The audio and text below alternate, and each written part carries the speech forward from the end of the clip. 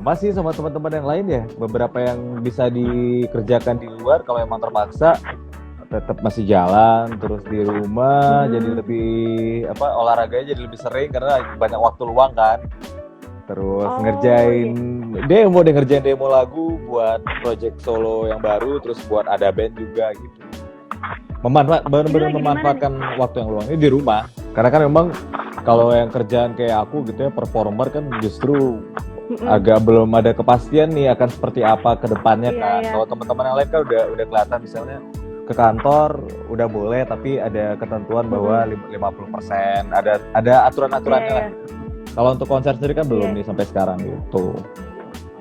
Jadi masih melihat keadaan. Udah banyak yang dipending juga ya Kak konser-konser kemarin? Bukan pending lagi, kalau pending kan ketahuan kapan mulai lagi kan. Jadi dari kemarin tuh dari bulan Maret, pokoknya semua panggung yang Maret, April, Mei, Juni, Juli, bahkan sampai akhir tahun tuh akhirnya belum tahu kapan mulai lagi. Aku les vokal lagi loh. Wow.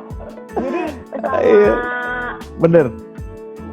Selama COVID ini, jadi aku dulu sempat les vokal sama adalah beberapa grup vokal. Nah begitu masuk COVID, off-air kan berhenti tuh. Terus sebenarnya secara digital tuh di platform digital tuh udah banyak referensi teman-teman kalau buka misalnya Spotify, iTunes, bahkan YouTube.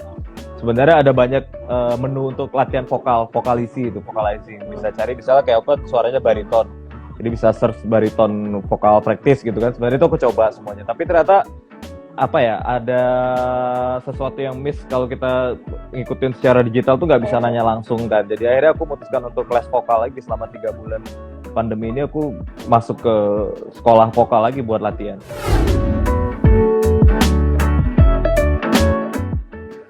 Bosan lah, udah rindu banget sama suasana manggungnya, udah rindu jalan-jalan. Karena kan kalau kita manggung itu kan biasanya bukan cuma manggungnya, sebenarnya jalan-jalan itu kan seru juga kan.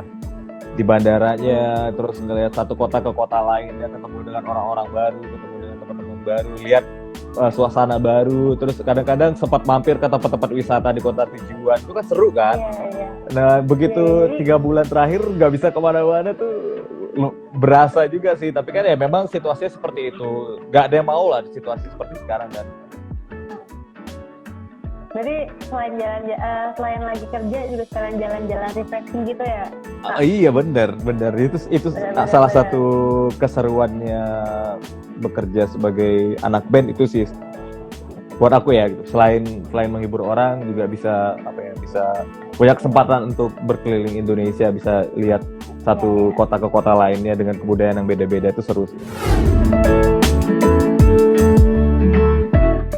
Suasana konser itu kan benar-benar bukan hanya performnya gitu, suasana animo, energi dari audiensnya, terus sapa-sapaan dengan audiensnya, ketemu mereka di jalan dari backstage ke stage-nya, itu kan bisa salaman langsung, bisa ketemu nyapa langsung, itu kan punya sensasi yang berbeda. Nah sekarang di situasi yang sekarang terus terang belum tahu nih akan seperti apa ke depannya. Kalau kemarin kan sempat ada online konser, terus sempat bikin juga walaupun bukan yang terlalu proper, sempat juga nonton.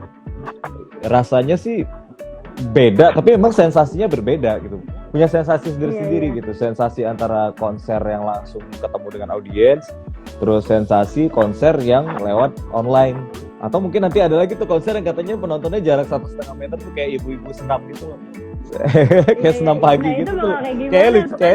Kayak lucu juga tuh. Kayak lucu juga tuh, tapi belum tahu tuh bisa dibolehin apa enggak, belum tahu sih. Beda-beda sih Sania, ya beda-beda sih. Kalau misalnya ditanya vibes-nya, pasti kalau konser secara langsung tuh bisa merasakan energi dari penonton langsung, live, lihat tatap muka langsung.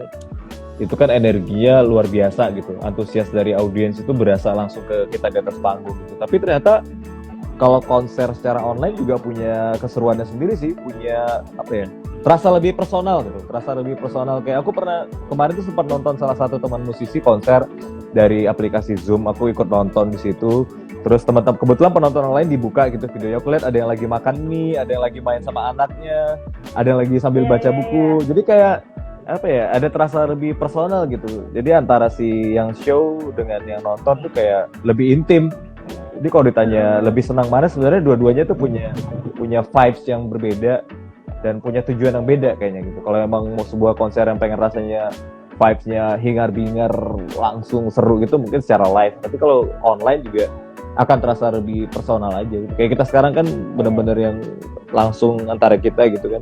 Dan yang lain ada yang nonton. Dan sebenarnya konser online rasanya seperti itu juga. Menarik sih, dengan adanya pandemi ini malah jadi ada tren-tren baru.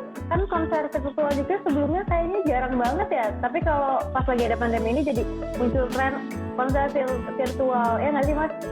Iya. Ya biasanya konser virtual ya konsernya lewat televisi atau mungkin live dari, kalau live dari YouTube tuh sebenarnya udah pernah sebelum pandemi juga udah ada beberapa performer baik dari luar atau dari dalam negeri yang mengemas konsernya live di sosial media tuh udah pernah, tapi kan jarang. Nah kalau sekarang kan jadinya apa ya, jadi salah satu solusi untuk situasi yang sekarang gitu. Jadi kayaknya sepertinya akan lebih banyak konser-konser secara live dari teman-teman performer.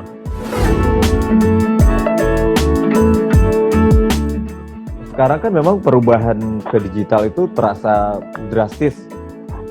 Akhirnya semua orang dipaksa, tadinya yang mungkin udah berjalan gitu, udah banyak yang beralih ke digital.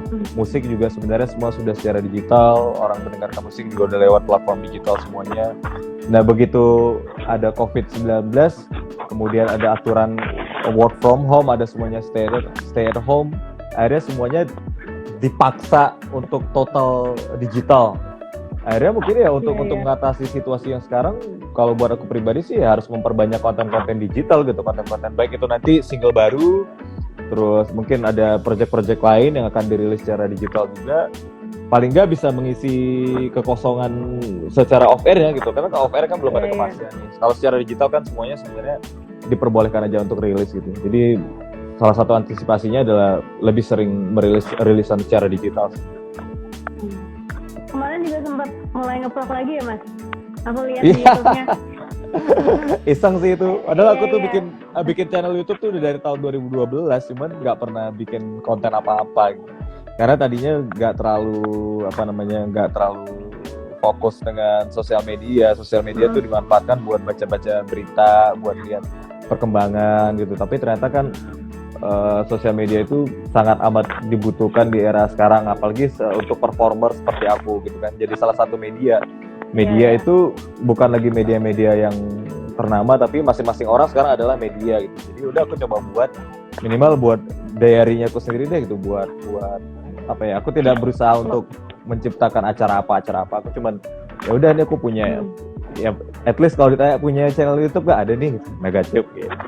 Oh iya, jadi biar tetap manfaatin semua sosial media yang ada gitu ya Mas. Iya. Yang ada. Minimal punya apa ya, punya platform ya, punya etalase sendiri lah.